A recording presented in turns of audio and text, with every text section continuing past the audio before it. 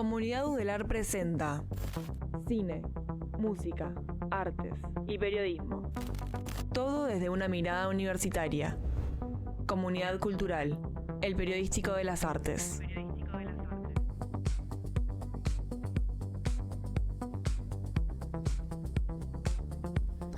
En aquel imperio, el arte de la cartografía logró tal perfección que el mapa de una sola provincia ocupaba toda una ciudad, y el mapa del imperio, toda una provincia.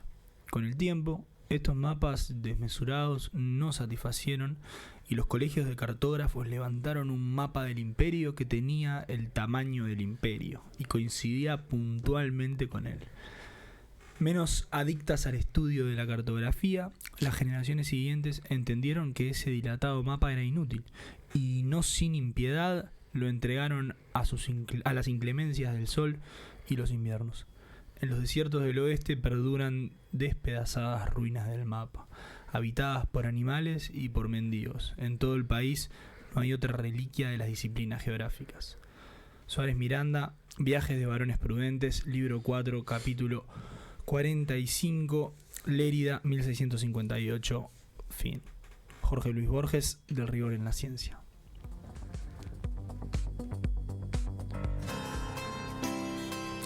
Siempre Jorge.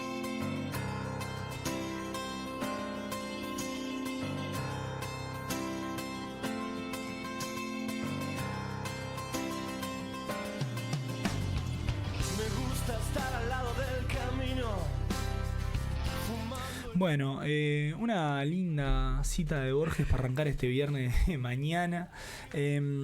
Siempre traes a Borges. Siempre traigo a Borges. Siempre. Siempre es pertinente hablar sobre Borges. Y más cuando vamos a hablar de ficción. Mi libro favorito de Jorge Luis Borges es específicamente Ficciones, un librazo. Y tiene muchas reflexiones interesantes justamente respecto de la ficción, que es el tema de hoy. Que es... ¿cuáles son los límites de la ficción? Sobre todo en la literatura periodística, por ejemplo. Las investigaciones que se hacen atrás claro. de cualquier literatura, no ficción. Todos, cuando vos haces una investigación periodística que termina siendo una novela, es difícil encontrar los límites correctos. Cuando uno produce un documental, ¿cuánto del documental es la realidad y cuánto de esa realidad está mediada por el encuadre, por las selecciones que hacemos? Mal. Estas son las cosas que vamos a charlar hoy. ¿Qué es lo que tenemos para hoy, Cami? Contame un poco. Bueno, buenos días, feliz viernes. Yo soy Camila Cáceres, estamos acá en Comunidad Cultural todos los viernes de 10 a 11, como ya dijo Felipe. A 11:30. Ay, es verdad. Hoy vamos a estar a 11:30 como nos aplazaron. el último viernes. Gracias a Dios nos dieron más tiempo de aire. Estamos muy contentos. Sí, mal, perdón, me acostumbré No. ya. Bueno, ahí tenemos como primera instancia Mauricio Bruno, coordinador de investigaciones del Centro de Fotografía de Montevideo. Vamos a estar charlando con él un ratito. Después seguido tenemos un informe hecho por Felipe y Germán Almada, gracias. Y para terminar tenemos un informe que producieron las chicas Ayelen Palomeque y Emi Grisoni, y además también me sumé yo, que también vamos a estar hablando sobre ciencia, sobre autoficción. Literal. La ficción sobre uno mismo. Su informe también va de eso, ¿verdad? Sí. Va.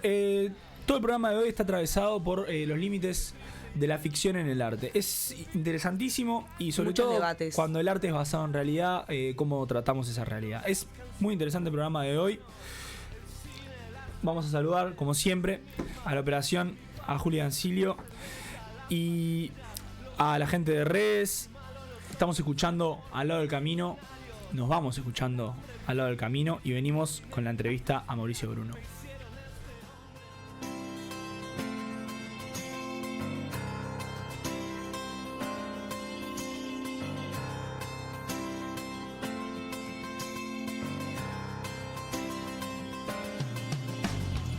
Me gusta estar al lado del camino, fumando el humo mientras todo pasa. Me gusta abrir los ojos y estar vivo, tener que vérmelas con la resaca. Entonces navegar se hace preciso en barcos que se estrechen en la nada. Vivir atormentado de sentido, creo que esta sí es la parte más pesada. tiempos donde nadie escucha a nadie, en tiempos donde todos contra todos, en tiempos egoístas y mezquinos, en tiempos donde siempre estamos solos, habrá que declararse incompetente en todas las materias de mercado. Habrá que declararse un inocente o habrá que ser abyecto. Si alguna vez me cruzas por la calle, regálame tu beso y no te aflijas. Bueno, estamos escuchando Al lado del camino de Fito Páez. Contar, primero vamos a esta canción y segundo, que esta canción es como un gran diss track del rock argentino porque surgió una pelea entre Fito Páez y Joaquín Sabina. No tenía ni idea. Que se pelearon mientras estaban haciendo su disco, hicieron en 1999 juntos, que se llama Enemigos Íntimos. Y esto es una respuesta a un poema de Sabina cuando dice: no es bueno nunca hacerse enemigos que no estén a la altura del conflicto, porque el disco de ellos se llama Enemigos Íntimos. Claro. Es muy interesante. Sí, mal. Podríamos algún día hablar de eso, ¿no? Sobre artistas que se responden y se pelean entre ellos. Sí, de hecho hay una columna sobre ese disco en particular que le hicimos con Germán y la recomiendo mucho. Nos encontramos hoy acá en Comunidad Cultural con el historiador Mauricio Bruno, quien es coordinador de investigadores en el Centro de Fotografía de la Intendencia de Montevideo. Lo invitamos a que viniera para conversar sobre la muestra Fotografía en Uruguay, Historia y Usos Sociales 1840-1990, que se inauguró el sábado pasado en la Fotogalería del Parque Rivera. La muestra es un trabajo conjunto del CDF con el Departamento de Historia de la Facultad de Humanidades. Y bueno, bienvenido Mauricio, ¿cómo estás? Gracias por venir, te agradecemos el espacio, que te tomes el tiempo de venir acá a Comunidad Cultural, a la radio. ¿Cómo estás? Bien. ¿Bien? Gracias a ustedes por la invitación. No, por favor. Queríamos arrancar un poco por cómo comenzó todo, ¿no? ¿Cómo fue el recorrido que hizo la fotografía, uno de los inventos más trascendentes en el siglo XIX, ahí va, hasta allá en Uruguay? ¿Cómo fue ese recorrido? ¿Cómo llegó hasta acá? Fue un recorrido muy inmediato, podríamos decir. La fotografía no se inventa, digamos, pero se presenta públicamente en agosto de 1839 en París, cuando, digamos, uno de los protoinventores que había venido investigando junto a Nicephore Niepce, me refiero a Joseph Daguerre, presenta los resultados de sus investigaciones en la Academia de Ciencias de París y en la Cámara de Diputados, y Francia hace como una especie de reconocimiento del mundo de que esta nueva tecnología que permite representar la realidad de manera fidedigna está disponible. Claro. Eso ocurre en agosto de 1839 y muy rápidamente en febrero de 1840 ya está en Montevideo una cámara fotográfica y se producen los primeros daguerrotipos de la historia del Río de la Plata, seguro, y casi los primeros de América. Hay algunos previos que se hicieron en Brasil porque, digamos, la cámara fotográfica que llegó a Montevideo vino en una corbeta francesa que estaba haciendo una especie de viaje alrededor del mundo. ¡Qué loco! Pasó por Bahía primero, por Río de Janeiro después, y después paró en Montevideo, y ahí se hizo las primeras presentaciones públicas de la fotografía en Montevideo. ¿Y cómo fue la reacción de la sociedad uruguaya a la llegada de la fotografía? Y fue una reacción como en casi todos los lugares del mundo, donde se presentó muy, digamos, de mucha admiración y de mucha novedad por lo que estaba sucediendo. Pensemos que la producción de imágenes hasta ese momento obviamente tenía una larga tradición con otras técnicas, pero que ninguna permitía lo que maravilló inmediatamente a las personas en ese momento, que era esto de representar las cosas tal y como uno las veía. A su vez generar la posibilidad, que esto es algo que se fueron dando cuenta con el tiempo, de alguna manera congelar ciertos recuerdos y que pasado mucho tiempo uno pudiera acceder a lo que había sido su experiencia algunos años antes, ¿no? Esta cosa de la fotografía de mi padre, de mi madre, o el recuerdo que yo tenía de mi padre, de mi madre, se pudo, entre comillas, congelar a lo largo del tiempo, y 20 años después las personas empezaron a generar esa sensación de maravilla de que el pasado estaba como encapsulado en algún tipo de lugar. Bueno, yo me acuerdo que cuando comencé la FIC, yo empecé la FIC porque quería estudiar fotografía, y me acuerdo en la introducción al audiovisual, una de las primeras materias, hablamos sobre el invento de la fotografía. Mismo tenemos una materia fotografía 1 que también se habla, y como que está mucho también marcado el hecho de lo que decías recién de la gente que no quiere como morir, que sean olvidados, y como que la fotografía ayudó mucho en esa crisis existencial, porque tipo, tu imagen nunca va a morir. O sea, Bueno, vas a ser siempre recordado. Como en Coco. Claro. Sí, en Coco, pero Sí, en Coco tal de cual. Disney nunca se termina de morir una persona. Es una linda idea. Sí, que no, no se termina de morir la gente mientras haya una foto de ellos. Y también es como medio una identidad, que eso que te quería hablar, ¿no? Como que lo que hablabas recién de la persona que tal vez pasan años y ve la foto del padre y dice, qué lindo recuerdo, ¿no? La fotografía ayudó en una cierta creación de nuestra identidad nacional. Sí. Y lo llamativo de esto que hablábamos recién, de esta cuestión de congelar el pasado de alguna manera, es que no es algo que estuviera necesariamente en los objetivos de quienes inventaron la fotografía. Un poco lo que más estaban imaginando era tratar de representar de forma más o menos inmediata la realidad, a modo de ejemplo, ¿no? Claro. Los expedicionarios franceses que recorrían sus colonias en el mundo y recogían información, podían fotografiarla y de esa manera llevarse, por ejemplo, los jeroglíficos egipcios y poder decodificarlos mucho más fácilmente. Esto de que la fotografía permitió de alguna manera que el pasado se congelara fue algo que fueron descubriendo a medida que pasaba el tiempo, ¿no? Cuando se dieron cuenta de que esas imágenes que habían generado permanecían, pero no estaban en su imaginación inmediatamente. Y en relación a esto que decías de la identidad nacional, pensemos que la identidad nacional es un constructo, es algo que no viene dado de sí, no viene dado de hecho, ¿no? El hecho de que el 18 de julio de 1830 se haya jurado la primera constitución del Uruguay no implica inmediatamente que las personas que habitaban el territorio que se empezó a llamar Estado Oriental del Uruguay en ese momento se sintieran uruguayas, ¿no? Claro, esto es todo un proceso largo que ocurre durante el siglo XIX para que ese nuevo constructo político llamado Estado Oriental del Uruguay fuera echando raíces en lo social y las personas empezaran a sentirse de alguna manera uruguayas o uruguayos. Claro, como parte de algo que era distinto a lo que había antes, como parte de algo que era diferente a, por ejemplo, Brasil o Argentina, que eran organizaciones políticas muy cercanas y que habían estado todo el tiempo tratando también de hacerse parte de este territorio, ¿no? Que esa identidad no venía dada de por sí. Y durante la segunda mitad del siglo XIX, sobre todo, y la primera mitad del siglo XX, la fotografía juega con mucha importancia este rol de constructor de identidad nacional, no solo por las imágenes que genera, sino por la capacidad de reproducir otro tipo de imágenes que tienen que ver con eso, ¿no? Pensemos, por ejemplo, en los cuadros de Blanes, en la pintura de Blanes, que es el pintor de la patria, como se le llama. Sí. ¿Cuál era la forma que las personas comunes y corrientes pudieran acceder a esas imágenes? La fotografía de la pintura que empezaba a reproducirse en tarjetas, en cartas, en imágenes mucho más chiquitas, y de esa manera ese imaginario nacional que aparecía en esa pintura, gracias a la posibilidad de reproducción de la fotografía, podía aparecer. Y después también pensemos que eran años de mucha inmigración, ¿no? Años donde fin del siglo XIX, principio del siglo XX, hay muchas personas que vienen sobre todo de Europa, ¿no? De España e Italia en ese momento, que no son uruguayas y que hay que uruguayizar de alguna manera. Sí. Entonces el Estado desarrolla una fuerte política de construcción de identidad nacional, las imágenes juegan un rol muy importante en eso y la fotografía en particular también. Claro, por supuesto. Y dirigiéndonos ya en particular a la muestra, ¿qué etapas y qué usos de la fotografía son los que recorre? La exposición recorre un periodo bastante largo, desde esto que les comentaba, la llegada de la fotografía a Montevideo en 1840 hasta el año 1990 aproximadamente, hasta fines del siglo XX.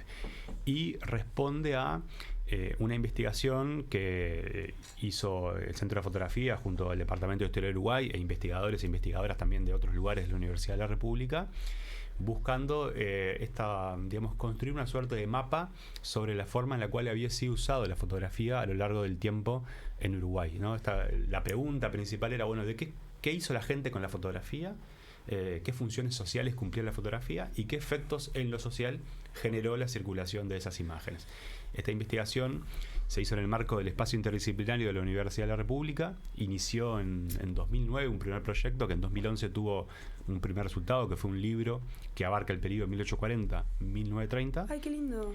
Y un segundo libro y una segunda parte de esta investigación, que es que abarca el periodo 1930-1990, que justamente les comentaba que se va a reeditar brevemente. Ahora el 4 de agosto lo vamos a presentar en el Centro de Fotografía. Es un libro que está agotado ya desde hace unos años y por suerte pudimos reeditarlo ahora después de mucho esfuerzo. Podemos volver entonces Uruguay es difícil. En agosto ahora, ¿no? Sí, seguro vamos a estar promocionándolo acá. Bueno, con todos estos diferentes usos que nos contaste, queda esta pregunta, sobre todo retomando un poco lo que decías al principio, de la iconicidad absoluta de la imagen a través de la fotografía. Este programa de hoy vamos a estar abarcando la cuestión de las maneras de retratar la realidad desde la fotografía, el cine, literatura y demás. ¿Vos creés que la fotografía puede llegar a ser una copia fiel de la realidad? La pregunta de la vida. Si no querés la realidad, que como muy abarcativo, capaz de un momento.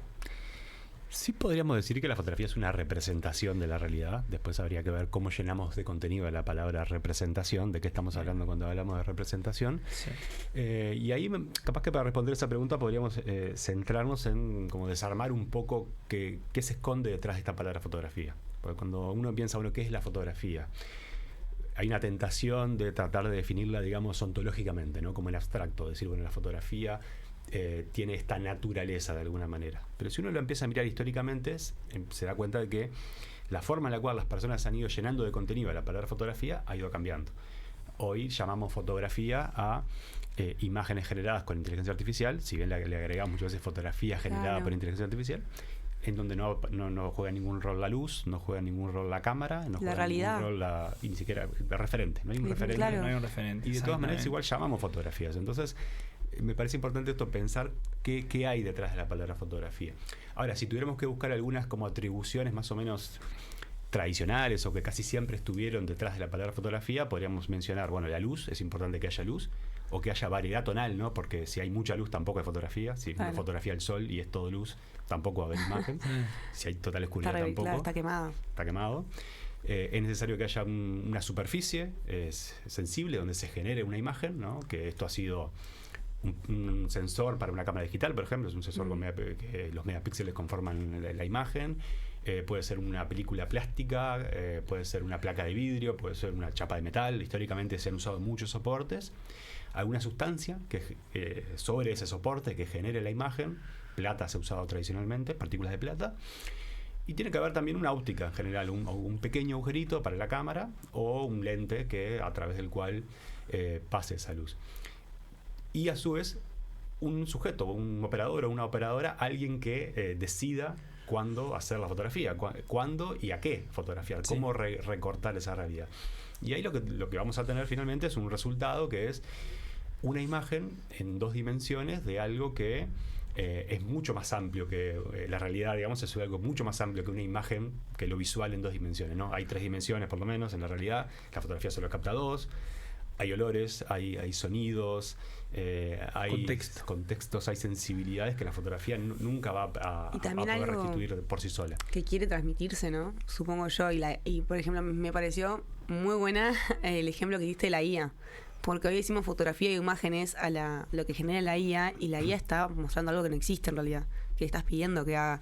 Y dicen que justamente la fotografía es eso que vemos que está representando la realidad, pero ahí hay una realidad que no existe. Es muy bueno eso. Exacto, en la IA no está ese referente, ¿no? No. Esa cosa fotografiada sobre la cual luego podemos discutir, ¿no? Si es ficcional, qué tanto es ficcional, qué tanto de realidad hay. Pero bueno, podemos decir que hay un referente en la fotografía tradicional. Claro. En la IA ni siquiera aparece ese referente, ¿no? Hay simplemente una voluntad humana de generar una imagen usando cierta tecnología. Es que claro, si uno parte de una de las reflexiones que teníamos hoy, que es que por más que tengamos esa iconicidad extrema, no podemos acceder a una realidad no mediada, porque justamente hay un aparato que está mediando esa realidad que estamos intentando representar. Ahora, hablando, cuando vos traes el tema de la IA a colación, ni siquiera está mediada, es una realidad inventada en base a requeches de realidad, o sea, un rejunte de realidad que crea una cosa nueva, que no termina de ser del todo nueva tampoco. Eso que habías dicho de máquinas, quería hablar sobre cómo es tipo toda la muestra que encontraron. Eran tipo imágenes, supongo yo, como viejas, por así decirlo. Y tipo quería preguntarte bien cómo fue el proceso de curaduría, ¿puede ser? Sí. Ahí va. El proceso que tiene la muestra, ¿no? cuál era el estado de conversación, ay, no sé hablar, hoy estoy con la lengua, no puedo, me pegó la dislexia, de conservación de esas fotos, perdón. Bueno, hay muchas cosas ahí, ¿no? O sea, primero, la primera etapa de todos, la etapa de la investigación, que es como desembarcar en los archivos, por decirlo de alguna manera, ver qué hay en los archivos y empezar a codificar toda esa información de forma tal que luego pueda ser útil para elaborar una interpretación sobre esos archivos, ¿no? Este equipo que se encargó de esta investigación, que bueno, fueron Magdalena Broquetas, coordinó el proyecto, además de integrarlo yo, lo integró Clara von Sanden, Isabel Shevor y Alexandra Nova, que somos quienes trabajamos como en la escritura final de todos los capítulos que integran los libros y que de alguna manera eso se traduce luego en la exposición, pero además hubo también otro equipo más amplio de investigadores e investigadoras que estuvieron haciendo trabajo de archivo. Lo que hicimos fue ir a los archivos donde hay fotografías, básicamente el propio archivo del Centro de Fotografía, no digo que sean los únicos, pero sí los que hay como mayor volumen, Claro. el Museo Histórico Nacional, Claro. la Biblioteca Nacional, el Archivo Nacional de la Imagen y la Palabra del Sodre, y a partir de ahí, bueno, enfrentarnos a realidades que por la propia historia de los archivos uruguayos y por la poca importancia que tradicionalmente tuvo la fotografía como objeto de archivo, suelen ser, o si bien han mejorado mucho en estos últimos años, un desafío para los historiadores y las historiadoras, ¿no? Claro. Un lugar donde no hay muchas herramientas de clasificación, donde hay que empezar a como separar la paja del trigo con mucho trabajo, y a partir de ahí, bueno, sí, dimos con fotografías de muchos procesos fotográficos y en muchas épocas, ¿no? Desde agarrotipos, que es el primer proceso fotográfico que llegó a Montevideo, que es una fotografía sobre metal, hasta, bueno, negativos sobre vidrio, negativos sobre plástico, positivos sobre papel, fotografías en prensa también, en diarios. A partir de todo eso fue como organizar toda esta información, hacerle preguntas a los archivos, qué es lo que queríamos saber, y en función de eso luego discriminar una serie de usos importantes en la historia del Uruguay que tienen que ver con, bueno, por un lado el retrato, ¿no? Que fue el primer uso masivo que hubo en Uruguay, 1840, 1850, lo que más hacía la gente con la fotografía era retratarse, siguiendo una tradición de la pintura. Claro. Luego esto que hablábamos recién, ¿no? La fotografía usada por el Estado para construir identidad nacional. La fotografía en la prensa, ¿no? Cómo los medios de comunicación empezaron a apropiarse de las imágenes y a poder difundirlas. El arte, como las personas que querían hacer arte dijeron, bueno, podemos usar esta tecnología también para hacer imágenes, para crear, para hacer productos artísticos. La ciencia, la vida familiar, ¿no? Muchísimos usos diversos que nos hablan también de esta dimensión de la fotografía que atraviesa casi todas las dimensiones de la vida social. Claro, sí. Sí, y bueno, preguntarte, hablando sobre la muestra, ¿qué es lo que le dejaron un poco a las ediciones anteriores y qué es lo que esperan de esta edición? A nosotros lo que siempre nos interesa con todo este tipo de productos, ya sea la muestra, los libros, actividades educativas, todo lo que tenga que ver con poner en circulación conocimientos sobre la historia de la fotografía, es que las personas que nos encontremos con eso nos podamos hacer preguntas sobre cómo impacta las imágenes en nuestras vidas. Claro, lo que genera. Exactamente, ¿qué genera el consumo que hacemos de fotografías, que es algo inevitable, ¿no? Nacemos en un mundo que está rodeado de imágenes, nosotros no decidimos eso ya desde hoy, y hoy mucho más, ¿no? Hoy está todo el debate sobre qué pasa con los niños y las niñas con las pantallas, ¿no? Sí. Esta idea de que, bueno, uno aparece en el mundo y ya hay imágenes que están operando sobre nosotros, impactando sobre nuestra subjetividad, sobre nuestra forma de interpretar el mundo, y para eso lo que más aspiramos siempre con todo este tipo de propuestas es que aparezca la pregunta de, bueno, ¿quién está haciendo las imágenes? Claro. ¿Por qué las está haciendo? ¿Con qué intención? ¿Cómo están circulando? ¿Qué están causando en mí? ¿Qué imágenes podría producir yo que fueran diferentes a estas, ¿no? ¿Cómo podemos hacer otras miradas sobre el mundo? Eso es lo que atraviesa toda la iniciativa. Aparte es un debate re moral también, porque es muy interesante Sí, hoy, sí. es muy interesante hoy en día, estaba pensando eso mismo, teniendo en cuenta que estamos viviendo, por ejemplo, la guerra siendo retratada de manera Total. fiel y Y en minuto vivo. a minuto a través de redes sociales. yo pensaba también como, perdón, pero la otra vez vi en Instagram una chica que tuvo un hijo y grabó el parto. Y vos decís, tipo, claro, que lindo el recuerdo, no, todo, pero también siento que es a veces como, es eso que hablabas recién, está ese debate moral de que exponer a un niño desde el primer momento que nació a las redes sociales o que está en un archivo, una nube llena de imágenes de él? Que aparte que hoy en día con la IA ya cualquier persona puede agarrar eso y generar lo que quiera. Bueno, sí, y... Perdón, me refui por las ramas. No, pero con todo esto está bueno sobre cómo la exposición a este material fotográfico construye una subjetividad. El tema de las redes es interesante. ¿Cómo pensás que afecta una subjetividad que hay de las redes? Porque la gente piensa que el algoritmo... Hay gente que piensa que el algoritmo como que se da solo y no se da solo. Tiene una intencionalidad. Sí, a mí me interesa también inscribir esto en una historicidad, ¿no? O sea, yo creo que lo que estamos viviendo hoy es una intensificación de cosas que la fotografía viene haciendo desde hace mucho tiempo. A modo de ejemplo, hoy estamos mucho más imbuidos de imágenes desde que nacemos, pero si uno mira la percepción que tenían, a modo de ejemplo, hace 100 años las personas que vivieron cuando apareció el cine, también vivieron una experiencia similar a la nuestra, ¿no? Esta idea de que hoy el mundo está súper rodeado de imágenes y antes no pasaba. Entonces distintas generaciones han ido atravesando distintas experiencias de intensificación del mundo de la imagen. Hoy sí estamos en un momento, por lo menos en nuestra experiencia inmediata, donde parece que nos desborda por todos lados. Claro.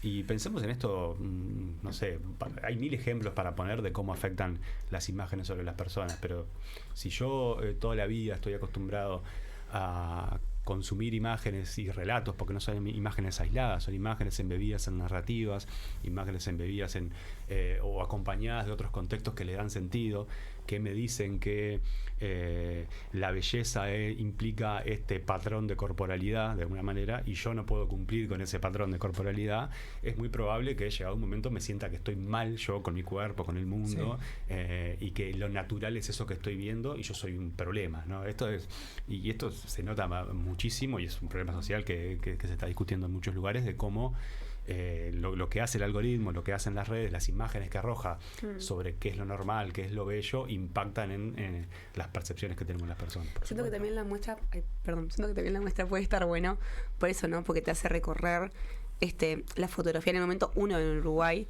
hasta ahora. No, hasta ahora no. Es que es muy útil, es muy útil para entender un fenómeno, analizarlo genealógicamente, ¿no? Y ponerse a pensar, ¿no? Tipo, desde cuándo estamos captando momento a momento. ¿Desde cuándo estamos registrando la historia?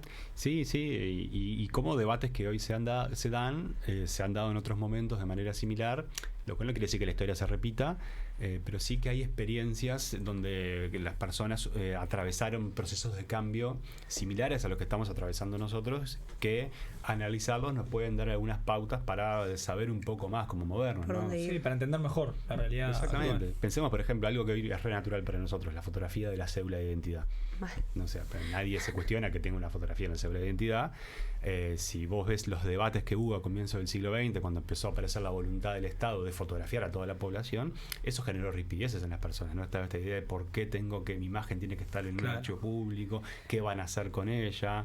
A su vez, el Estado, cuando empezó a fotografiar a las personas, empezó a fotografiar sobre todo a personas que cometían delitos, para investigar mejor el crimen, por decirlo de alguna manera. Entonces había muchos suspicacias de las personas de por qué me van a fotografiar a mí. Entonces hoy también nuestros datos están en todos lados y eso nos genera sospecha, pero nuestros datos están, hay un largo proceso de que nuestros datos hayan sido, digamos, acumulados en determinadas de una cédula ahora es una larga distancia. Bueno, para cerrar, hay que recordar que la muestra la pueden encontrar en la fotogalería del Parque Rivera hasta el 21 de noviembre. Exacto. Y no sé si querías decir un comentario final para invitar a la audiencia. Tengo una pregunta, perdón, del libro que habías mencionado al principio, que habías dicho que ya está fuera de stock, ¿puede ser? O tal vez algún lugar donde lo podemos conseguir. Bueno, en el Centro de Fotografía se puede conseguir el tomo 1, que es el que abarca 1840-1930, y el tomo 2 de esta investigación, que es el que decía que está agotado, pero lo estamos reeditando en este momento. Genial. Así que bueno, ya dejarles la invitación hecha para el 4 de agosto en el Centro de Fotografía. ¿Que se presenta ese día? Que se presenta la reedición a las 19:30 horas, así que están invitados e invitadas. Bueno, así que el 4 de agosto se pueden ir un rato antes también al Parque Rivera, pueden recorrer y ir a la presentación del libro. Muchísimas gracias por venir. Gracias a ustedes. Muy interesante todo. Muchas gracias, estamos viendo. Espectacular. Y nos vamos a tanda. Comunidad Cultural, el periodístico de las artes.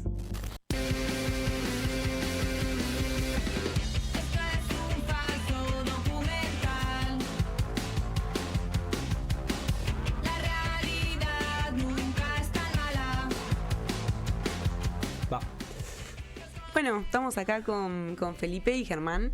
Nos traen un informe sobre el documental Fake, el fake documental. Yo justo le estaba preguntando a Pipe la diferencia, que estaría bueno tal vez empezar. Sí. O como quieran, chicos. Sí. El fake es básicamente un falso documental, como dice su nombre. Es un documental que pretende engañar a su lector. Siempre que hablamos de lector, vamos a hablar de audiencia. ¿Por qué? Porque las películas también son textos. Hay que entenderlas como textos, desde un punto de vista semiológico, desde un punto de vista a la hora de entenderlos. Y los textos crean espacios en blanco que deben ser llenados por el lector. Este es un proceso que es absolutamente inevitable, y la interacción texto-lector es una respuesta creada mediante una serie de conjeturas, inferencias y saltos lógicos. Yo, cuando leo algo, me trato de adelantar a lo que va a pasar, o me trato de poner entre las líneas de lo que estoy leyendo. Para esto hay estructuras de lectura y sobre todo hay un pacto tácito entre obra y lector. ¿Qué quiere decir esto? Un entendimiento entre el lector y la obra. El creador de la obra sabe que el lector tiene un formato determinado desde donde mira esa obra y donde lee. Wolfgang Iser lo llama un lector modelo. ¿Qué quiere decir esto? Cuando yo hago una obra, me imagino quién es la persona que va a leer e interpretar esta obra. Este es mi lector modelo.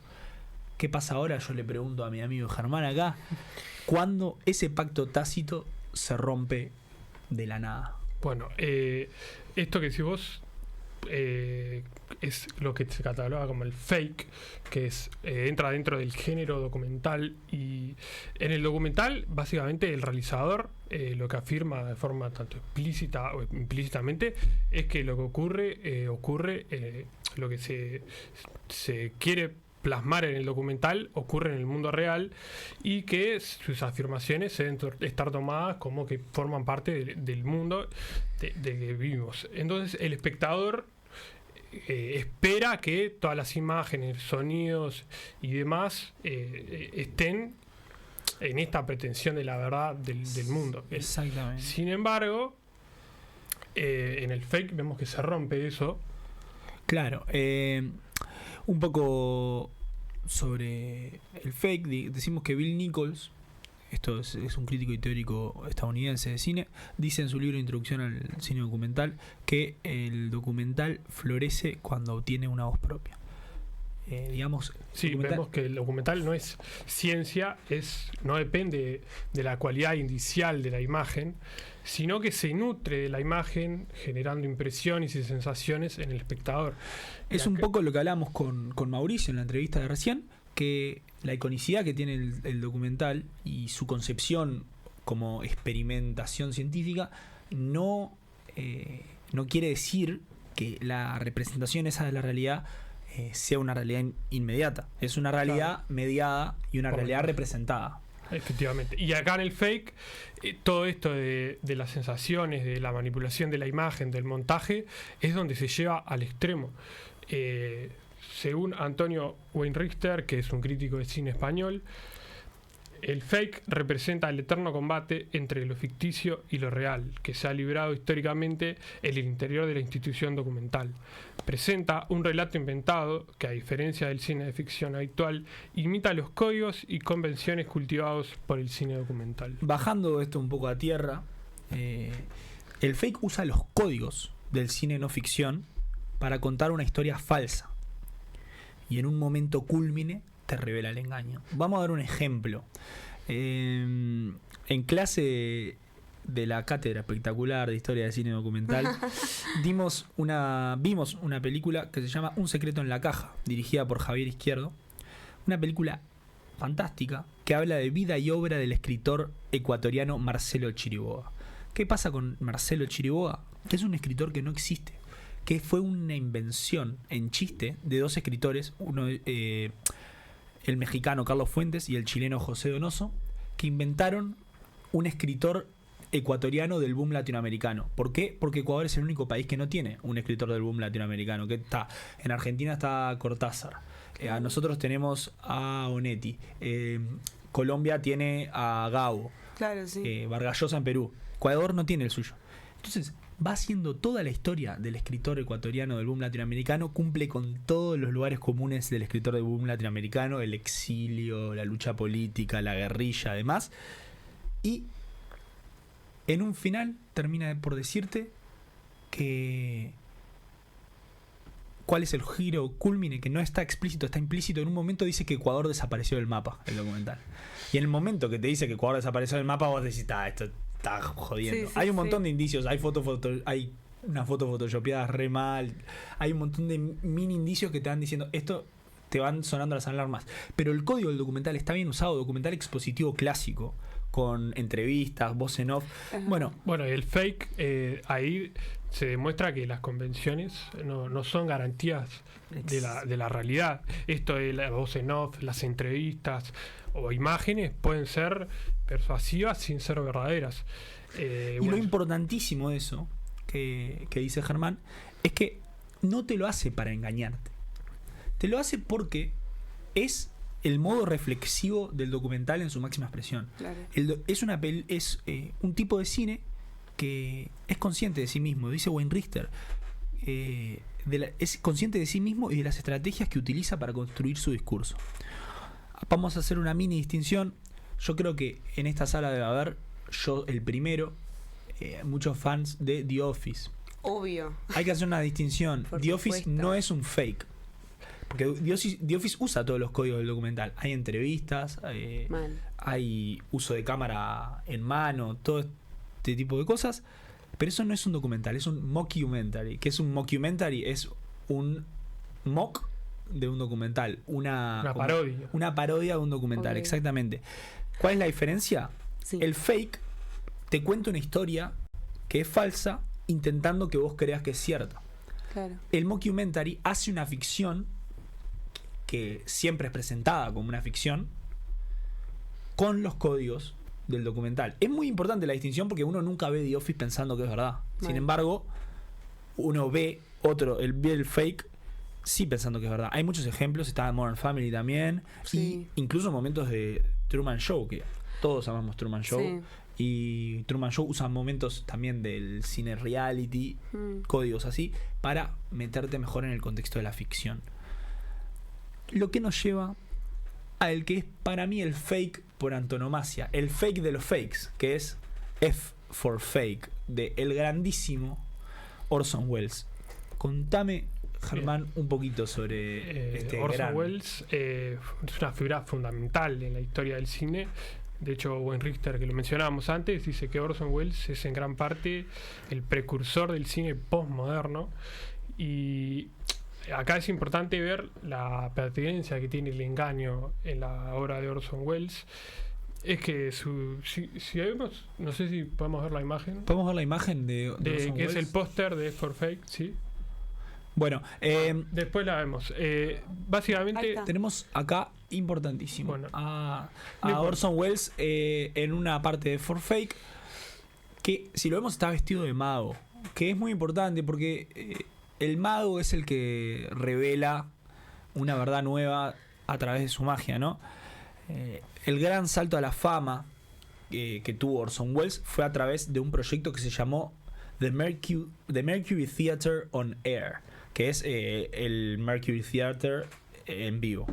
Era una serie de radioteatro que la creó junto a John Houseman y fue emitida por la cadena CBS entre 1938 y 1939, y el programa adaptaba obras literarias y teatrales con un estilo innovador. Se usaba narración de tipo cinematográfica y montaje sonoro con actuaciones muy naturalizadas. Ahí adaptaron La Guerra de los Mundos, una novela de H.G. Wells, una novela muy conocida que tuvo adaptaciones también al cine, algunas más afortunadas que otras. Digamos que el año pasado se hizo una de las peores películas de la historia con Ice Cube haciendo La Guerra de los Mundos, muy muy mala. Pero bueno, ¿qué vamos a decir? El giro interesante fue que esta adaptación de Orson Welles imitaba ser una serie de boletines informativos, o sea, noticias en vivo. Es como si fuera la noticia en vivo de la llegada de los aliens a Estados Unidos. muchos oyentes sintonizaron el programa ya empezado y no escucharon el disclaimer que decía, miren que esto es ficción. Entonces, un montón de personas pensaron que eso eran noticias reales y que los ovnis estaban efectivamente bajando en la Tierra. Sí. De hecho, Wells cuenta en el propio documental de Net for Fake esto de la guerra de los mundos y cuenta como muchas personas se iban de la ciudad de Nueva York o de Washington y se iban, no sé, a ciudades más en la periferia de Estados Unidos por esto mismo. Bueno, el impacto absoluto que tuvo esto, que a veces fue un poco desproporcionado también, los diarios lo sacaron de proporción, pero el impacto enorme que tuvo esto, ¿qué le dio a Wells? A sus 23 años, o sea, a nuestra edad más o menos, RKO Pictures le ofreció un contrato que nunca había habido en el cine. Le daban control artístico absoluto, guión, dirección, actuación y montaje para una película, que terminó siendo Citizen Kane. Wow. Que yo le digo Citizen La Kane máxima obra y Germán le dice Ciudadano Kane. Yo también le digo Ciudadano Kane. Yo Ciudadano Kane. banco más Ciudadano Kane, igual yo le digo Citizen Kane. Pero Ciudadano- no. creo que esa fue la película. Esa. ¿Y cuál era la otra? Apocalypse Now fue las que más vi en la facultad. Sí. Fueron las que más vi en la facultad. Esa es. Citizen Kane es una de las grandes películas. En ser un precursor del cine postmoderno, ¿no? Un montón de técnicas. de que técnica, profundidad de campo, narrativa no lineal. O sea, una barbaridad. A los 23 años. Sí, ay. O sea, Wow. actor, director, Sí, sí. guionista y montajista. O sea, es una locura. Despegado. Ahora teníamos Ahora el póster de For Fake. Sí, sí, lo podemos ver. Por Que ahí. es Orson Welles haciendo. Bien. Bueno, eh, La primera. Es la primera escena. Ahí para los que están viendo en streaming. Esta es la primera escena de For Fake. Que es una película que sale 32 años después de Citizen Kane. No es ese Orson Welles de 23 años. Es un Orson Welles ya grande, con un camino bastante recorrido y con éxitos encima como A Touch of Evil o Lady from Shanghai, películas que recomiendo muchísimo. Pero bueno, en 1973 vendría ahora sí. F for publicaron Fake. F for Fake. Y esto se presenta como un documental sobre el célebre falsificador de obras de arte, el Mir de Ori, y su biógrafo Clifford Irwin, que a su vez había engañado al mundo publicando una falsa autobiografía de Howard Hughes. Es decir, es un documental que habla de los falsificadores, o sea, cabe la ironía. Y bueno, a partir de entrevistas, material de archivo y el propio Wells, que actúa como narrador, la película reflexiona sobre la falsificación, la autoría y la verdad en el arte. Es muy interesante porque es una película falsa sobre falsificadores. O sea, hay como una metatextualidad ahí que Igual está- es importante aclarar que la historia de los falsificadores es real. Claro, eso es lo más interesante.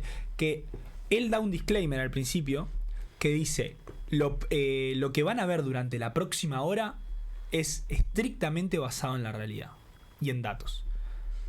El interesante que dice en la próxima hora, y la película dura 1 hora y 20. Entonces, en 60 minutos el tipo te dice la verdad.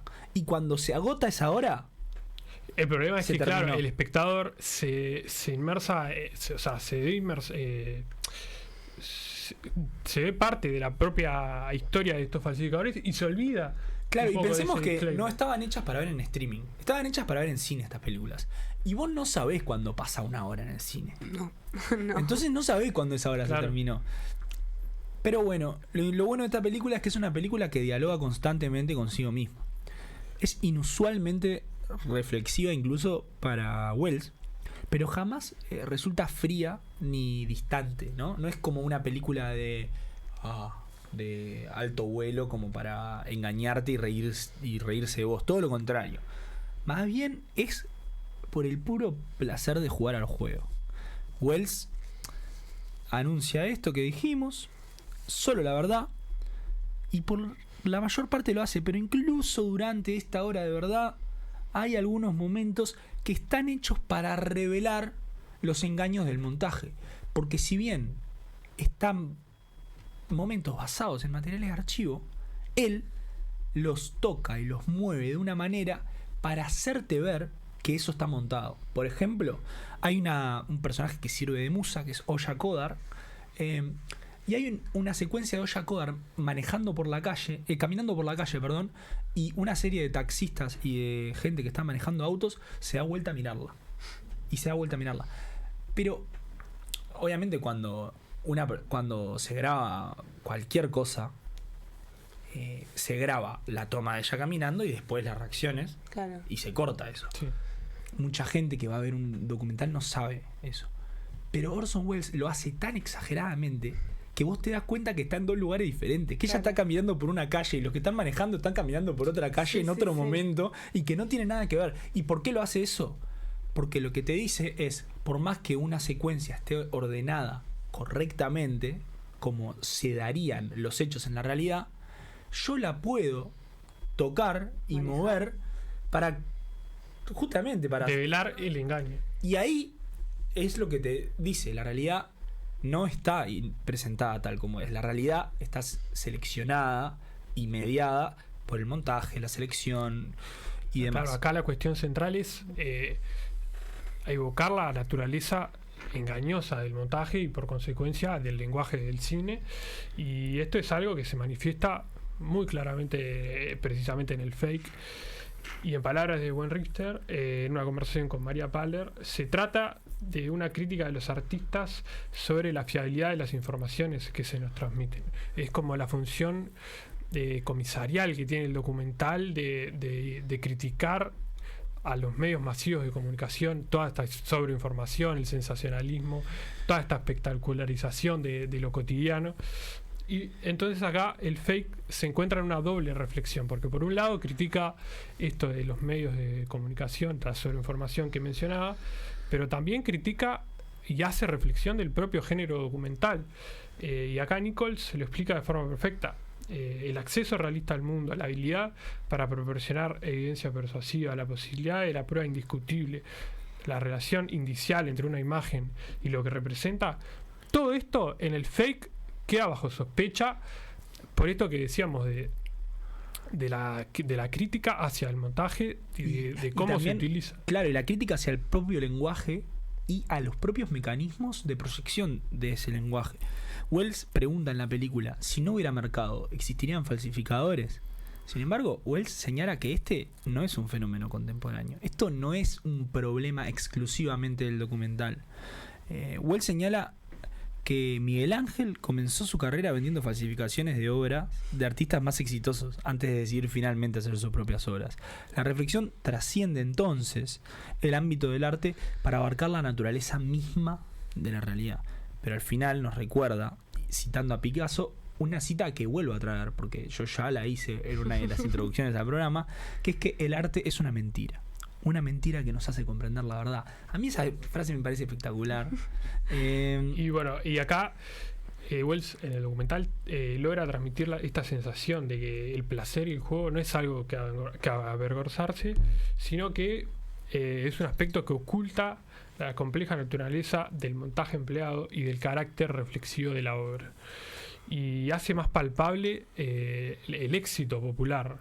Por ejemplo, cómo De Ori termina llevando una vida mucho más cómoda y opulenta que a los propios pintores que falsificaba, que por ejemplo Modigliani, que él falsifica muchísimas pinturas de Modigliani, y termina viviendo en Ibiza. Claro, él termina viviendo siendo rico en Ibiza y Modigliani no, como todos los artistas de la historia, no.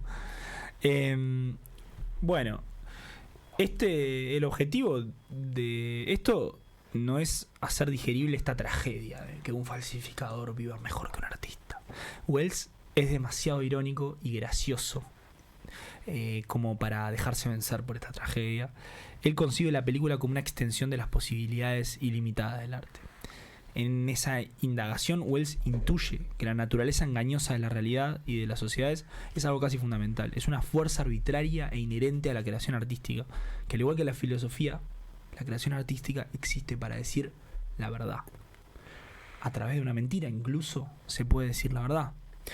Si bien luego de For Fake, Welles haría Filming Otelo y Al otro lado del viento, esta película para mí, esto ya es a título personal, da una sensación más de culminación de su filmografía. Es un cierre con broche de oro, porque retoma la problemática que había dado en su comienzo de carrera con como es con la Guerra de los Mundos. ¿Son las convenciones y los códigos del documental suficientes para acceder a la realidad? Mismo cuando hablamos de las cámaras, ¿son las cámaras, la foto, es suficiente para acceder a la realidad? ¿Hay una sola realidad a la que podamos acceder? ¿Acaso importa si hay una sola realidad a la que podamos acceder? Bueno, sí, los últimos minutos de la película, son una extensión de todos estos postulados, que es suerte de Pilo. Hay como una secuencia entre la musa Goya Godard y Picasso, que es como una pequeña película en sí misma, porque es lo que ocurre en los últimos 20 minutos, y es como, bueno, después de la hora que dijo Picasso, que dijo Wells, que iba a decir toda la verdad, se da en estos últimos 20 minutos que son un engaño.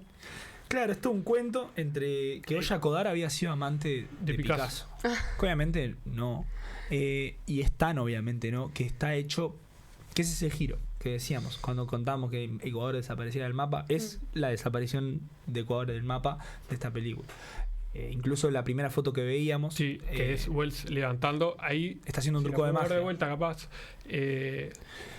Es Wells básicamente levantando al abuelo de Goya Godard, que había falsificado en teoría las pinturas de Picasso, pero en realidad esto es después de develar el engaño. Obviamente es como un truco de magia, y después lo que hace es levantar la sábana, y es que no hay nadie, es que, porque claro, es falso. Es que acá Wells cumple una función de artista, de mago y de prestidigitador, en la que él juega constantemente con el estar engañándote o no estar engañándote, y juega al límite de una manera que realmente está reservada para unos cuantos. Está reservada para los ciudadanos Keynes del mundo, para los Orson Welles del mundo, y nosotros los mortales quedamos con la vaga intención de verlo, ser felices viéndolo, intentar analizarlo y compartirlo con todo el mundo. Y de hecho Wells al final ya de la película hace una reflexión que me parece muy interesante remarcar, sí.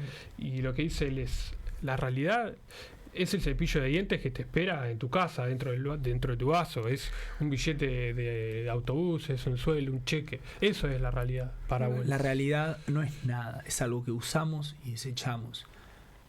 El arte está para revelar la verdad. La verdad está en el arte y no en la realidad. Eso es lo que nos dice Orson Welles. Aparte, además, el arte perdura en el tiempo también. Exactamente. El arte es una forma de eternidad también. Es una de las cosas que hemos hablado. Sí. Una de las grandes formas de trascendencia. Y con esto y un bizcocho cerramos. Muchísimas gracias, Germán. Ojalá un bizcocho. Muchísimas gracias, Germán, como siempre. Increíble tu aporte. Nos vamos con esto. Con una canción. A tanda, nos vamos a tanda. Perdón.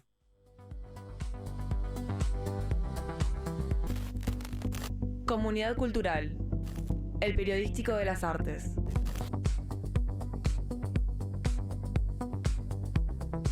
Bueno, estamos acá con Ayelen Palomeque para una nueva edición de Perdiendo el Tiempo. Esta sección donde traemos recomendaciones atemporales, recomendaciones que no están marcadas por la agenda del día a día. Aye, ¿qué tenés hoy para nosotros? Bueno, traigo con Camila. Hola. Y también con Emi, que no nos pudo acompañar hoy porque tiene un examen en el cual le deseamos muchos éxitos. Le va a ir perfecto. Pero continuando la línea de lo que venimos hablando hoy, la columna que nos trajo Pipe y Ger, venimos a hablar de... Tal es el punto donde se vuelve más difuso el límite entre la no ficción y la ficción, que es en el género de la autoficción y la novela de no ficción, que es un poco un umbral, de una manera. Me gustaría empezar hablando de el género de autoficción a través de, yo creo, el mayor referente de este género en el cine, sobre todo español, Almodóvar. Sí. Que yo hace mucho que quería venir hablando de Almodóvar, donde... Bueno, me gustaría empezar explicando qué es la autoficción. Es el umbral donde se cruza la biografía y la novela. Se puede decir que donde se cruzan los hechos vividos y la retórica para contarlos. Se basa en sí mismo en la experiencia del autor, aquello que ha vivido, pero introduce elementos de ficción, o sea, que no han sucedido para contarlos. A mí me gusta decir que se trata de un género que busca contar la realidad asumiendo la subjetividad y la no conciliación de las memorias. Porque hay algo del qué recuerda a cada uno y qué recuerda a uno mismo del pasado que se va contradiciendo, que se ve reflejado en este género. Y por eso hoy traigo la última película. En un momento quise traer varias películas de Almodóvar, pero son muchas, no tenemos el tiempo. Y traje la última, Amarga Navidad. Ay, que no la vi. Perdón, ¿la vieron ustedes? yo la vi. Claro, yo no. Sí, y Puedo sí. ser sincera de que no me gustó. Para mí no es de las mejores de Almodóvar. No. Yo diría que puede ser tal vez de las ¿Sabés ¿De qué? las más flojitas? Me pasó. top 5 peores. Ah, No, la mía. wow. Estuve, lo voy a decir, a punto de pararme la mitad de la película e irme de ¿Irte? la sala. Nunca Bueno, lo hago. Papá, mi padre, Nunca lo hago. se paró y se fue de alguna película de Almodóvar. En alguna película. Sí, Tiene algunas pero que no es son- un tema de un quiebre generacional, que hay cosas que a la gente más adulta a veces Claro. las escandaliza. Claro. Puede ser. Él es muy... Almodóvar es muy fuerte. Las primeras películas son. Bueno, sí, Tarantino decía que él se inspiró para hacer películas así más heavies cuando vio El principio de Matador, que es una persona que se está masturbando enfrente de una televisión mirando un slasher. verdad. O sea, Sí. es tremendo, Sí, más sí, fuerte que sí. eso no existe. Y la Bueno, película Nina es una película muy Ay, polémica. muy fuerte. Hay una breve evolución también igual en el cine de Almodóvar, de tal vez en sus primeras películas mostrar cosas muy crudas sin ningún tipo de valoración moral al respecto, que a medida que va avanzando sus películas empieza a adquirir tal vez ciertos tonos del bien o el mal dentro de sus sí, también como películas. su rol como catalizador, ¿no? Como escandalizador. Es post dictadura de Franco. Hay Claro, que entender el destape, eso. el famoso Sí. destape. Volviendo con lo de Amarga Navidad, a mí me pasó, o sea, hablando de la peli, ¿no? Que yo en el cine, yo no la puedo ir a ver, pero yo trabajo en el cine, ¿viste? Sí. Para los que no sabían. Y me pasó que las señoras eran, primero vamos a hablar, que me gustaría enfocar que fue un público solo de señoras. Obvio, O sea, Almodóvar no muy de fue, señora. sí, pero no fue ningún joven, me sentí un poco decepcionada, la verdad. Porque yo soy una señora también. O sea, yo entro dentro del público.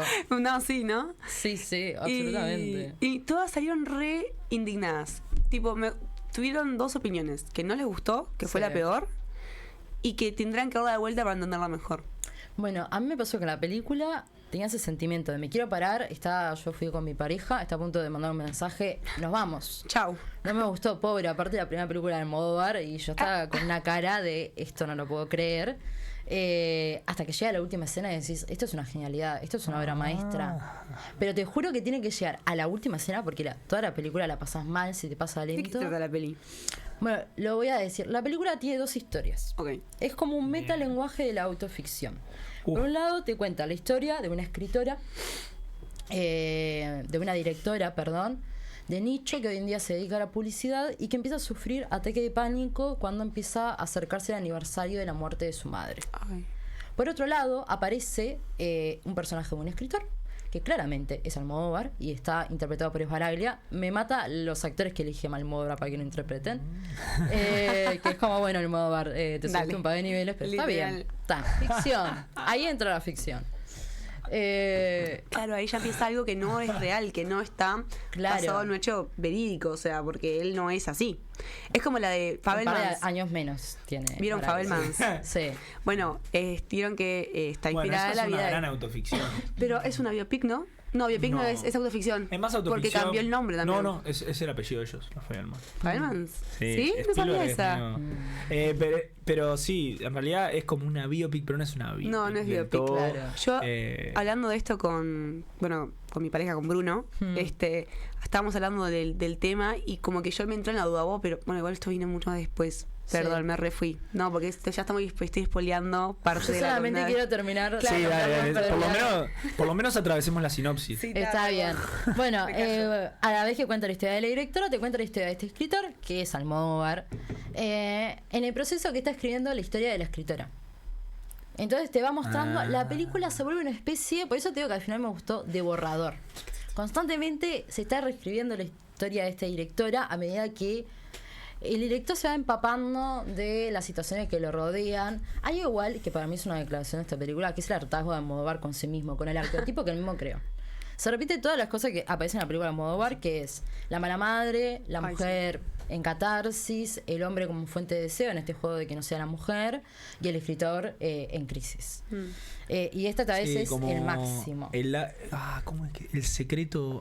¿Cómo es que se llama? La flor de mi secreto. La flor de mi secreto es Almodóvar. Qué película. Esa es una buena película de Almodóvar. Qué La ley de peliculón, deseo es una buena. es una buena Esa es mi película de favorita, Almodóvar. La flor de mi Esa secreto. sí. Qué Sí. peliculón.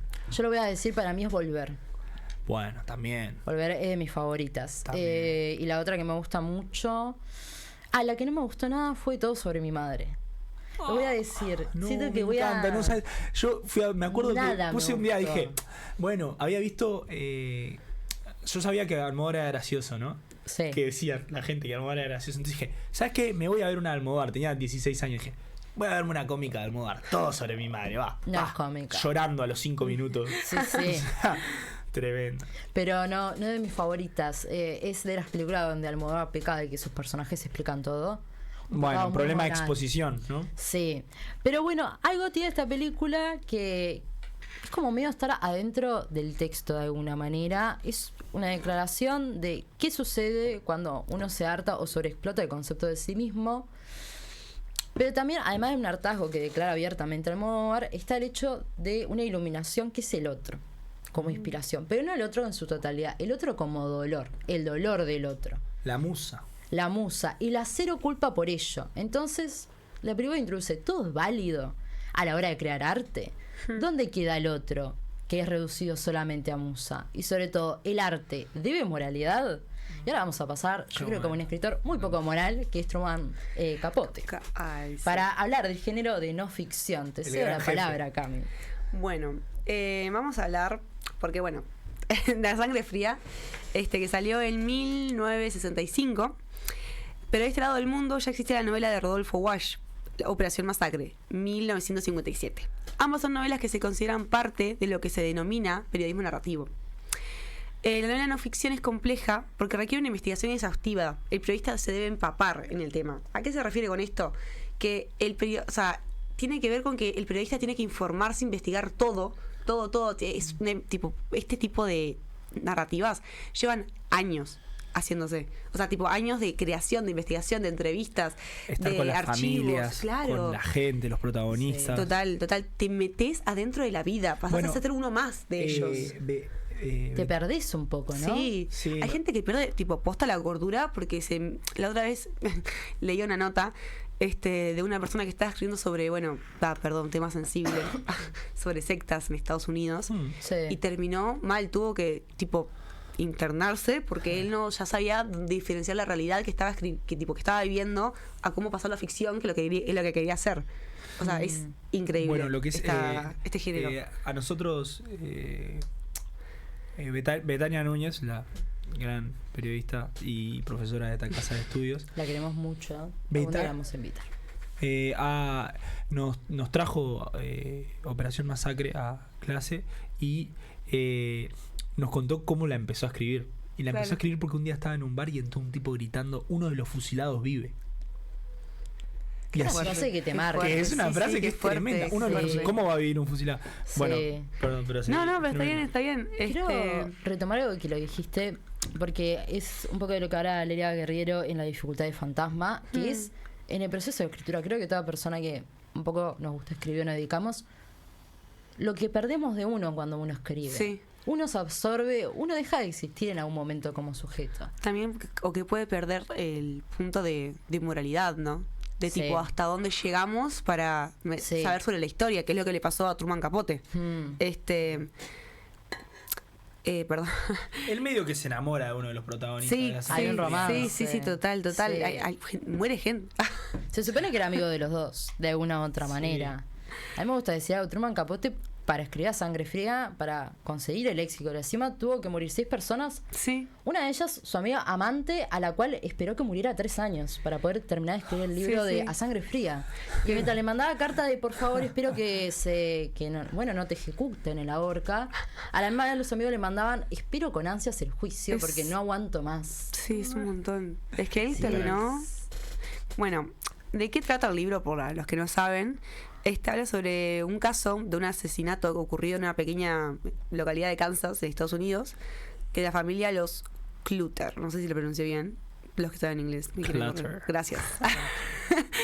Que es una familia muy conocida en el pueblo, porque, bueno, es un pueblo chico, que es conocida por su amabilidad, calidez, justamente donde la típica película donde nadie se espera que hayan sido ellos, ¿no? Sí, que nadie se lo espera, por eso es muy fuerte. Cuando ocurre este asesinato de familia, que es allá en una mañana, trata tipo, ay, me re perdí, perdón. Como que muté, disculpen. No, que el caso genera mucha conmoción. Claro, Sí. porque acá nunca ocurre nada, nunca pasa nada en este pueblo tan chiquito. Tipo, ¿quién puede haber sido que mataron a una familia, encima de la familia más amable del pueblo, que era conocida Sí. justamente así, en un pueblo que no pasa nada? ¿Quién puede haber hecho esto, no? Claro, lo increíble que tiene Capote, que esto lo hablamos con Tiago también cuando vino a hablar de desayunos. En Tiffany's. Breakfast at Tiffany's. Desayuno con diamantes, por favor. Desayuno con diamantes. Estamos en Uruguay. Es que No, es genial, la te construcción del personaje, que el tipo te hace generar simpatía por los asesinos Ay, de los mal, Clutter, sí, ¿no? Decís, mal. al final el tipo fachero es un fenómeno. Sí. y no, es un asesino. Pero ahí está la polémica, que es interesante, ¿no? Sí. Y bueno, Capote entrevistó por años y años a familiares, a los criminales, a la policía, a cualquier involucrado, lo estuvo entrevistando, investigando. Y a mí esto después quedaba para un poquito después del tema de la moral, ¿no? Sí. Porque es un caso tipo re fuerte, que venga un loco que te diga, che, a ver, contame todo esto que lo voy a poner en un libro. Sí. Es como, pará, murió gente. Y mientras seguía el tema Sí. también. Bueno, y también esto de cuánto realmente Capote no modificó la realidad para poder escribirla. Claro. ¿Cuánto Sí. manipulás? ¿Cuánto manipulás a los otros de una u otra manera para poder escribir tu libro? Bueno, ya ahí se van cruzando un poco los límites entre realidad y ficción. ¿O qué tan? Y el pacto con el lector. Sí, exactamente. Sí. En el documental pasa mucho. Hay un documental espectacular de Werner Herzog que se llama Grizzly Man, Sí. donde él toma todo archivo de un tipo que se fue a vivir con los osos. Un tipo que se fue Timothy Treadwell, que se fue a vivir con los osos y lo terminó matando un oso. Ay. Y él toma el archivo de él, Sí. pero no para contar la historia que Timothy Treadwell quiere contar, para contar la historia que Werner Herzog le pintaba contar Claro. sobre Timothy Treadwell. Mm. Y eso es un debate, ¿o no? Sí, sí. Es que, bueno, cuando a mí me pasó todo esto de que estábamos, y le contaba a Bruno que estaba escribiendo esto, hablábamos de hasta dónde llega el tema de no ficción, tipo de cuánto manipulás los hechos y si entra en no ficción también. Porque yo le decía, por ejemplo, en el documental Expositivo, creo que es el primero que dimos acá en Documental 1. Es un tipo de... Sí, eso. Claro, pero sería no ficción porque estás montando un montaje de la vida real.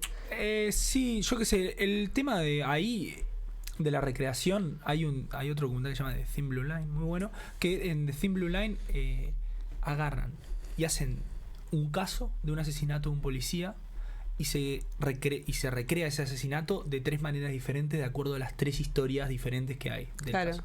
Entonces ahí la recreación te da un pantallazo general, pero después, si vos haces un documental de tipo expositivo, Pero vos tiene lo que estás materiales de archivo mostrando, también. que tiene material de archivo, Claro. voces, no sé qué, está bien, estás explicando, pero en realidad estás dando una parcelita de Sí. realidad, no estás Siempre hay dando un todo. encuadre. Exactamente. Y Incluso y cuando escribimos también. Sí. Sí, no, también.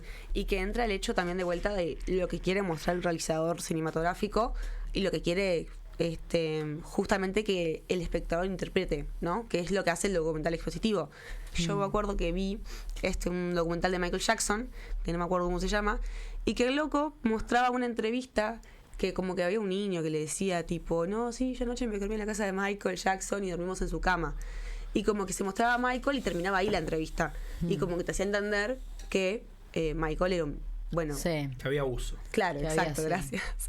Y entonces, pero después busca la entrevista real, completa, y Michael se queda un ratito así, pero después responde, no dormí en la cama, yo me dormí en el Claro. piso al final. Claro. Y ahí lo que hizo el realizador, cortó la entrevista hasta donde le convenía, hasta donde lo quería mostrar él.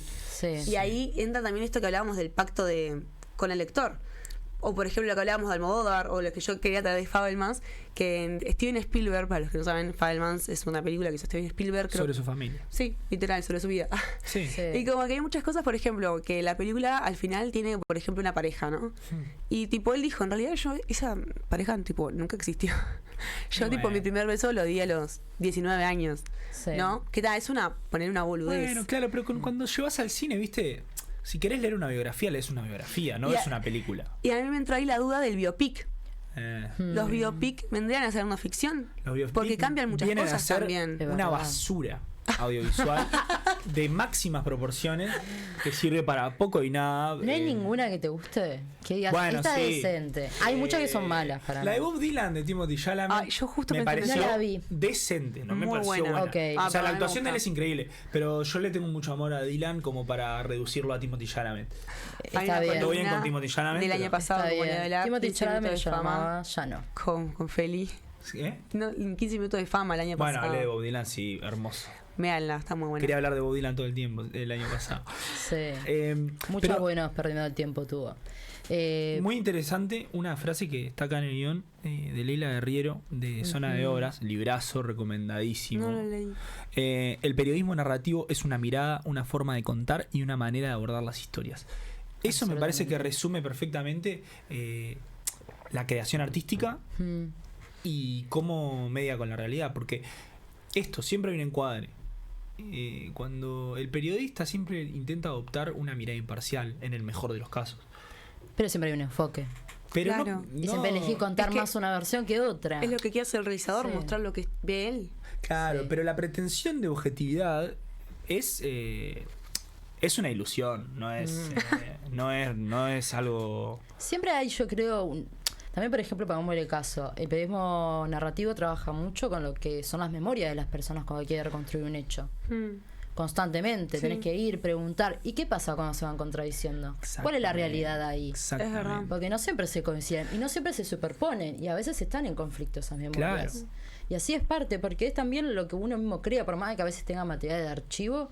¿Sabes? Ese material de archivo se te perdió un fragmento Hay- que te cambió lo que era realmente. Claro, sí, total. Hay algo que dice Wayne Richter también, que es uno de los artistas que trajimos uno de los autores que trajimos con Caravan, que es el síndrome de archivo. El síndrome de archivo lo que te dice es, a veces se toma el archivo como una cosa solemne, ¿no? Como una cosa Sí. intocable, inmarcesible y que queda para la posteridad.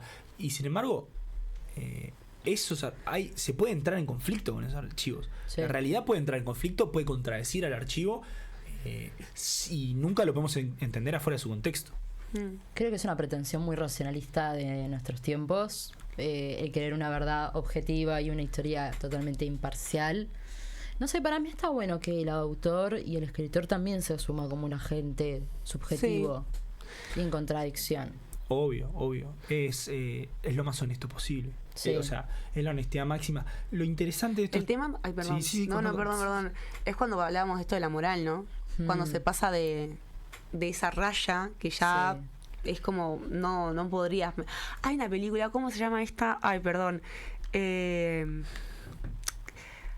Ay, no me acuerdo porque la vi, tipo, un día estaba scrolleando en Movie y me apareció y la vi, tipo, no me acuerdo cómo se llamaba, pero trataba de un señor justamente que escribía libros y se mudaba a una casa donde murió una familia porque quería escribir el libro de la familia, del cómo, tipo, cuando murió, ¿no? Y, tipo, estaba todo el tiempo cuestionado claramente de, che, te estás mudando a la casa Claro, los de una límites. familia que murió ahí, o sea, murió en el árbol del patio de la casa. O sea, no dejas descansar tampoco. Sí. O sea, es re complicado. Me gustaría traer respecto a ese tema unas citas de Leila Guerrero en La dificultad de fantasma Dale, que re. ella introduce. Para los que que no están viendo en streaming, trae- ayer trajo el libro. Lo tengo por acá, lo voy a mostrar. Muy Precioso minimalista. libro, preciosa edición, me encanta. Muy lindo, me gusta, no sé, como que me genera una paz mental interior Sí, por alguna total. manera. Total, Como precioso. que me siento más intelectual por la portada. Odio cuando las portadas están sobrecargadas y Mal. parecen hechas con O son IA. eso, tal cual. Las de Hay Batman. muchas que están bueno, hechas con no. IA. Lo voy a debatir mucho tiempo, que algunas no son. Pero hay un diálogo que trae Leila del documental El Centro Sede sobre la periodista Joan Didion, en donde dice: ¿cómo te sentiste cuando viste a una niña de 5 años drogada con ácido? Le preguntan. No te voy a mentir, era oro puro. Cuando trabajas en un artículo, das tu vida por algo así. Y más adelante trae otra que creo que, disculpen, es más fuerte, que es de William Faulkner, que dice: un artista es una criatura impulsada por demonios. No se sabe por qué ellos lo escogen y generalmente está demasiado ocupado para preguntárselo. Es completamente amoral en el sentido de que sería capaz de robar, tomar prestado, mendigar o despojar a cualquiera y a todo mundo con tal de realizar la obra. ¿Quiere usted decir que el artista debe ser completamente despiadado? Preguntan.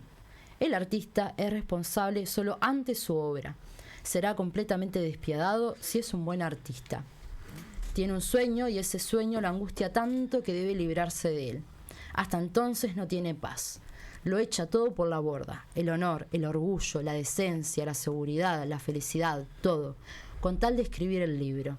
Si un artista tiene que robarle a su madre, no vacilará en hacerlo.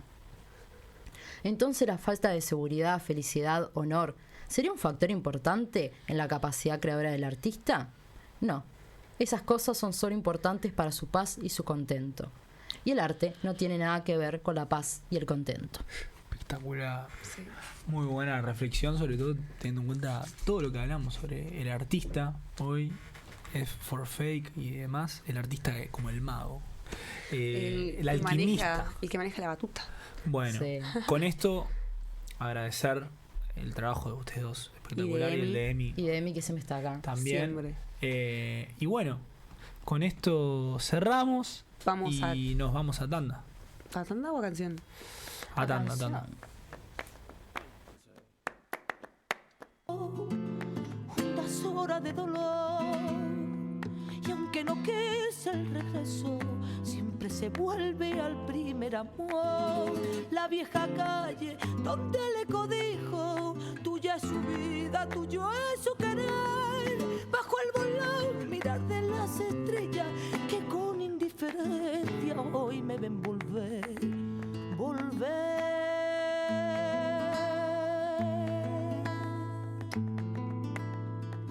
Con la frente marchita, la nieve del tiempo platearon mi sien. Sentir que es un soplo la vida, que 20 años no es nada, que febril la mirada errante en la sombra te busca y te logra vivir. Con el alma aferrada a un dulce recuerdo que lloro otra vez.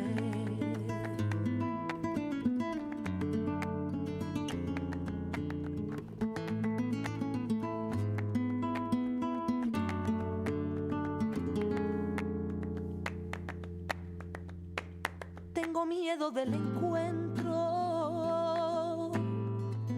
con el pasado que vuelve a enfrentarse con mi vida.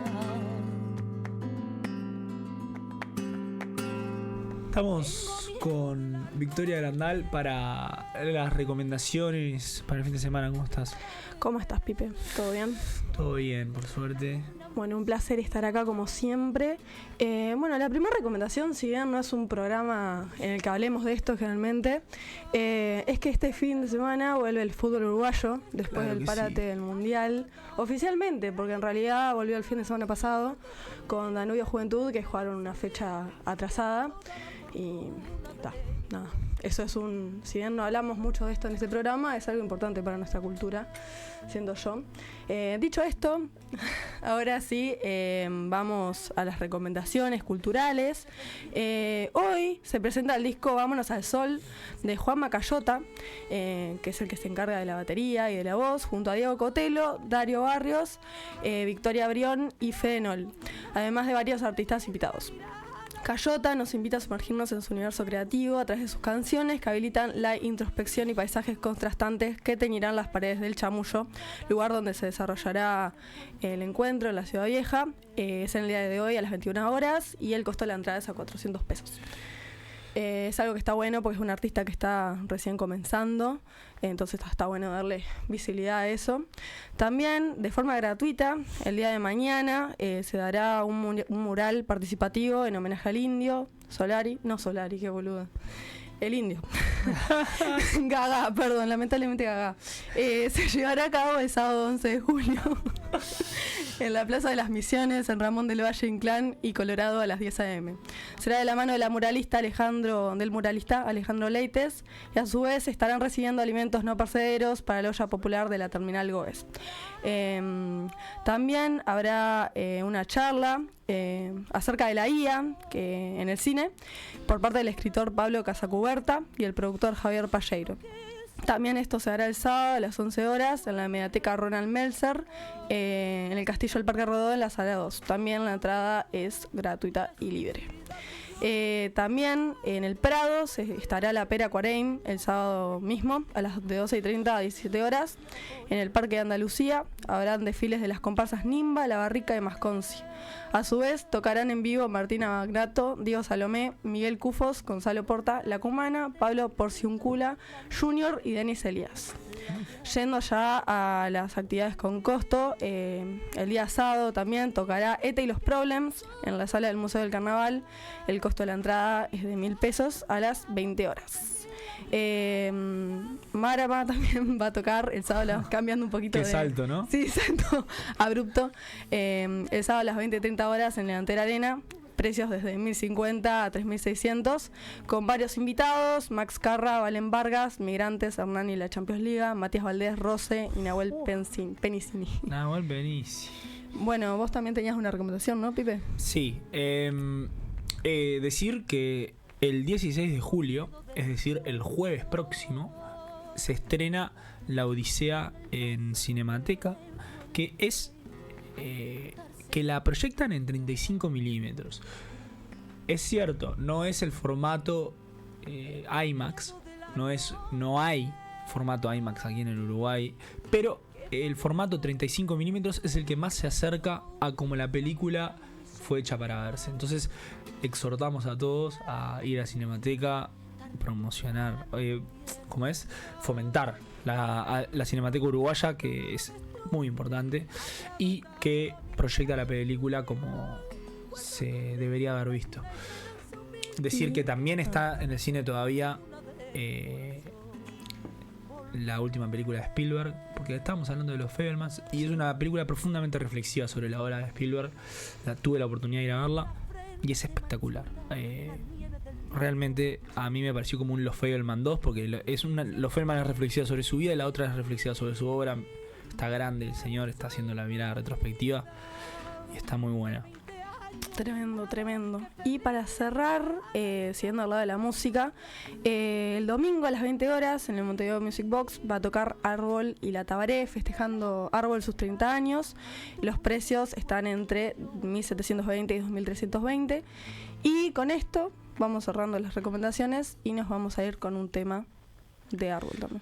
Bueno, antes de irnos, recordar que más tarde en la programación vamos a tener a las 13 Info Capital, edición de mediodía, a las 14 Selector, donde repasamos los últimos lanzamientos y las nuevas incorporaciones musicales, y a las 15 horas Radio Francia Internacional, y para cerrar nuevamente Info Capital en su edición central a las 19 horas. Además, saludamos nuevamente a la operación técnica, a Julián Ancilio, a Darío Uturburu en operación de cámaras y a Delfina Puchet en redes. Muchísimas gracias a ustedes y a todos los compañeros de producción, todos los que pasaron por el aire y los que están ayudando atrás. Es fundamental su trabajo, por supuesto. Estamos escuchando ahora mismo, antes de irnos, Volver de Estrella Morente, que aparece en Volver de Almodóvar. Es una cosa preciosa. Y nos vamos escuchando otra canción que es El fantasma de Árbol. Perfecto.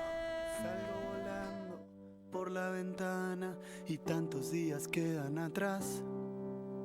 Ya no me duelen todas las cosas que ayer me podían molestar.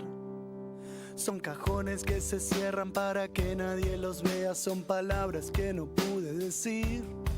Pero ya no me importa porque nada me toca y no hay nada vivo dentro de mí. Floto en el aire desde esta tarde cuando mi cabeza explotó. Ahora el piso es de nubes y me asomo cada tanto a espiarte desde donde estoy. Y veo y vuelo y veo y vuelo. El barrio se ilumina y la noche se hace día, brilla como un árbol de Navidad. Y estoy alto, muy alto, y las luces de los autos que se frenan cada tanto y vuelven a arrancar. Y veo a la gente corriendo como una coreografía sin fin. Y vuelo como en una avioneta, el olor a fugaceta que cocina mamá. Y me acuerdo de aquel día en que decías, si pudieras ser un pájaro, ¿qué harías?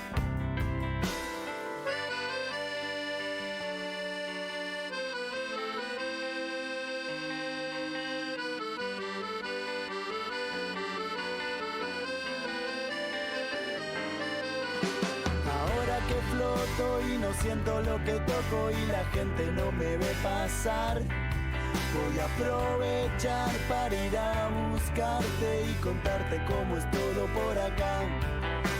Algunas mañanas pasa la abuela Yolanda y nos vamos juntos a pasear. Y te manda un saludo el marido de Pocha que me juega al ajedrez y no le puedo ganar. Y dale para adelante con el pibe de a la vuelta que a la tarde te pasó a visitar. Yo te sigo esperando porque nada me apura y algún día todos vienen para acá. Y veo y vuelo y veo y vuelo.